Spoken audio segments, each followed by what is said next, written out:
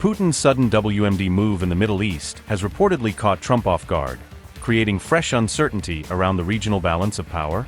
Russia has stunned the world with its push on weapons of mass destruction, a development that is now drawing intense international attention.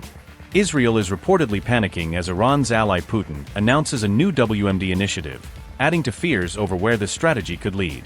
After losing in Ukraine, is the US now facing defeat in Iran at Russia's hands?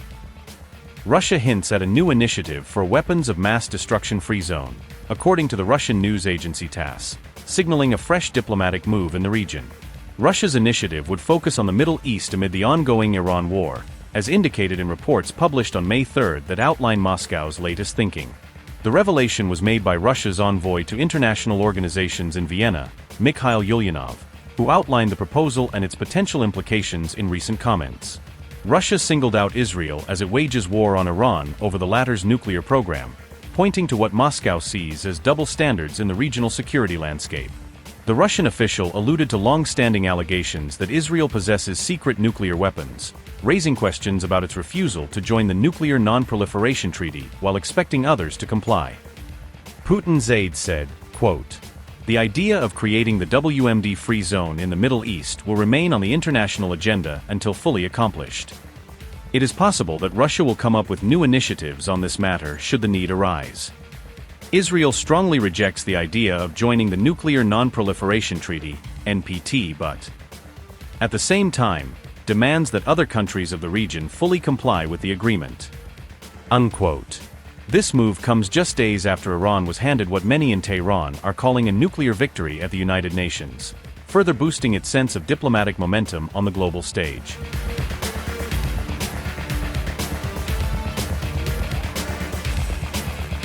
Amid a paused war with America and Israel, Iran has risen in the ranks of the United Nations, marking a notable diplomatic moment for Tehran. Iran has been elected as one of the vice presidents of the Nuclear Non-Proliferation Treaty Review Conference, giving it an influential role in the proceedings. Iran was nominated by the Non-Aligned Movement, which represents 121 nations and continues to support countries that push for a more balanced global nuclear order. The NAM says it stands for genuine nuclear disarmament and the right to peaceful nuclear technology, reinforcing its long-standing position on nuclear sovereignty. This decision triggered an angry verbal clash with the US delegation, according to Iran International, turning the election into a diplomatic confrontation. The US representative reportedly launched into a tirade after the election, reflecting the depth of Washington's anger over the outcome. The US envoy claimed the Trump administration was deeply shocked that Iran had been chosen, framing the appointment as an unacceptable development from Washington's perspective. The US envoy also claimed that Iran showed contempt for the treaty, as reported by Iran International, further escalating the rhetoric. Some of Washington's allies, including Australia and the UAE, echoed the complaint, showing that the criticism was not limited to the American delegation alone. Britain, France, and Germany voiced concern, while Russia rejected the attempt to single out Iran, exposing a clear split among major powers over the issue.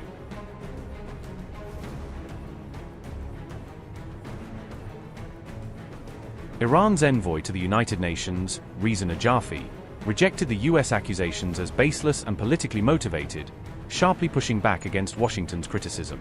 Iran's envoy also slammed America's hypocrisy, pointing out that the United States is the only nation to have ever used a nuclear weapon in war.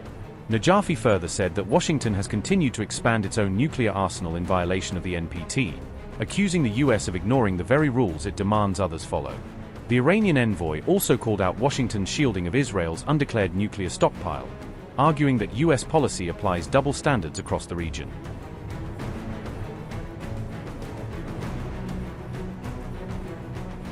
The Dimona complex is Israel's principal and highly secretive nuclear installation, long regarded by experts as the most sensitive facility in the country's strategic arsenal.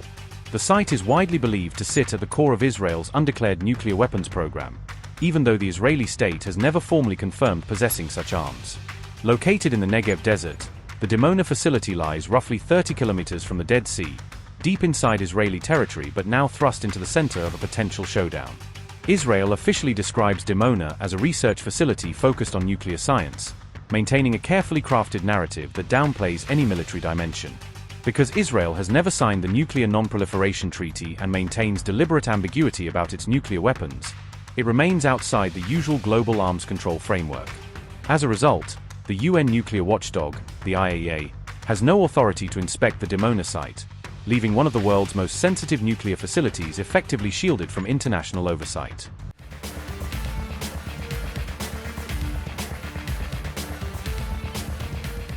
US President Trump and Putin had a phone conversation on April 29 amid multiple raging wars, discussing both the Iran conflict and the Ukraine crisis in a call that lasted around 90 minutes. While Putin offered help regarding Iran's nuclear issue, including proposals related to enriched uranium, Trump responded by asking Russia to end the war in Ukraine first, making clear his priority on that front. The call, which lasted for more than 90 minutes, was described by longtime presidential aide Yuri Ushakov as frank and businesslike, suggesting both candor and a clear focus on hard security issues. Officials say the leaders concentrated heavily on rising tensions in the Middle East, particularly over Iran, during their conversation on April 29th. I talked about Ukraine, and I talked a little bit about Iran. I talked about a few different subjects, mostly about Ukraine, and we had a very good conversation. I think we're going to come up with a solution relatively quickly, I hope. What does he want? I think you'd like to see a solution, I can tell you, and that's good. What involvement does he want to have in the Iran situation? He told me he'd like to be involved with the enrichment if he can help us get it. I said I'd much rather have you be involved with ending the war with Ukraine. Putin welcomed Trump's decision to extend the ceasefire with Iran, calling it a constructive step that could give negotiations a chance and lower the immediate risk of escalation. Yuri Ushakov said, and I quote, "The president's paid particular attention to the situation regarding Iran and in the Persian Gulf." Vladimir Putin considers Donald Trump's decision to extend the ceasefire with Iran to be the right one, as this should give negotiations a chance and, overall, help to stabilize the situation. Putin highlighted the inevitable and extremely damaging consequences not only for Iran and its neighbors but also for the entire international community, should the US and Israel resort to military action once again. Russia is firmly committed to providing every possible assistance to diplomatic efforts on the Middle East war, unquote. Putin cautioned that any renewed US or Israeli strikes on Iran would trigger severe consequences and risk blowing up the fragile calm in the region. He stressed that fresh military action would not just hit Iran, but could undermine global security, energy markets, and wider international stability.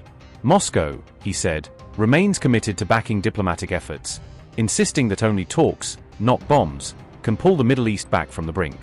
The call then shifted to Ukraine, where the war has now dragged into its fifth year since Russia's 2022 invasion.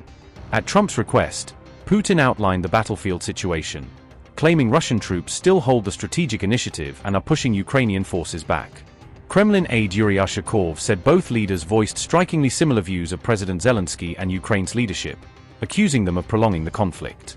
The war, however, has left vast destruction across Ukraine and killed thousands of civilians, with no clear end in sight. During the call, Putin floated a temporary ceasefire to coincide with Victory Day celebrations marking the defeat of Nazi Germany.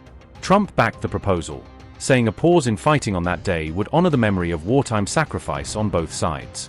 Donald Trump spoke positively about the Easter ceasefire recently announced by Russia.